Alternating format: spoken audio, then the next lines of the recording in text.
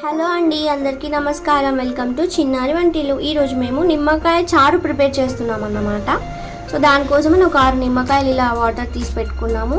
అలాగే దాంట్లోకి పచ్చిమిరపకాయలు, ఇంకా కొన్ని వెల్లుల్లి, కొంచెం కచ్చపచ్చగా దంచి పెట్టుకోవాలి. పోపులోకి ఆవాలు, జీలకర్ర, పసుపు, టేస్ట్కి సరిపడా సాల్ట్, ఇంకా కొంచెం కరివేపాకు, కొంచెం కొత్తిమీరకు తీసుకోవాలి. ఇప్పుడు ప్రాసెస్ ఏంటో చూద్దాము. సో ఇప్పుడు స్టవ్ ఆన్ చేసేసుకొని గిన్నె పెట్టేసుకొని ఆయిల్ వేసుకోవాలి.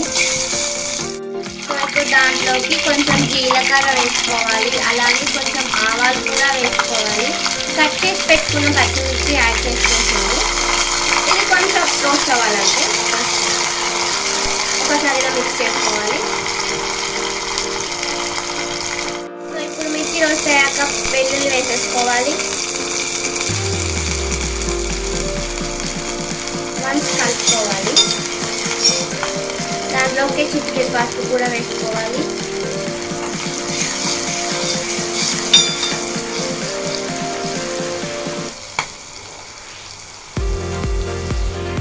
దీంట్లోకి కొత్తిమీరకు ఇంకా కరివేపాకు కూడా వేసేసుకొని మిక్స్ చేసుకోవాలి వాళ్ళు.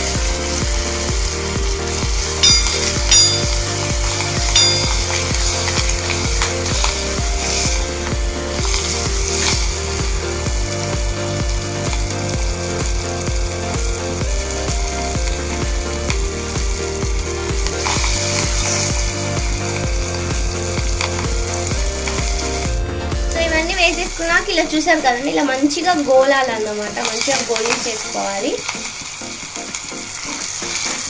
సో ఇప్పుడు దీంట్లోకి మేము లెమన్ వాటర్ తీసి పెట్టుకున్నాం అన్నాం కదా, అది వేసేసుకోవాలి. వేసేసుకొని దానికి సరిపడా మేము ఒక 1 గ్లాస్ ఆఫ్ వాటర్ వేసుకుంటున్నాము. వేసేసుకొని మంచిగా కలుపుకోవాలి. తర్వాత టేస్ట్కి సరిపడా సాల్ట్ కూడా యాడ్ చేసేసుకుంటున్నాము.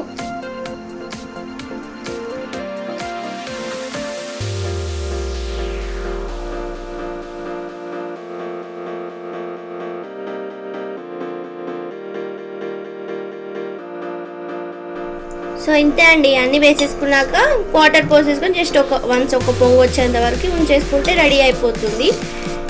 నిమ్మకాయ చారు చాలా బాగుంటుంది. సమ్మర్లో రైస్లోకి బాగుంటుంది. కావాలంటే ఇలా కూడా తాగొచ్చు, బాగుంటుంది. మీరు ట్రై చేయండి. సో ఇంతే అండి, ఇట్లా పొంగు వచ్చాక స్టవ్ ఆఫ్ చేసేసుకోవడమే, రెడీ అయిపోయింది. మీరు కూడా ట్రై చేయండి. మీకు కనుక ఈ వీడియో నచ్చితే లైక్ చేయండి, షేర్ చేయండి, అలాగే మా ఛానల్ని తప్పకుండా సబ్స్క్రైబ్ చేసుకోండి. థ్యాంక్ యూ అండి. థ్యాంక్ యూ ఫర్ వాచింగ్ చిన్నారి వంటిల్లు.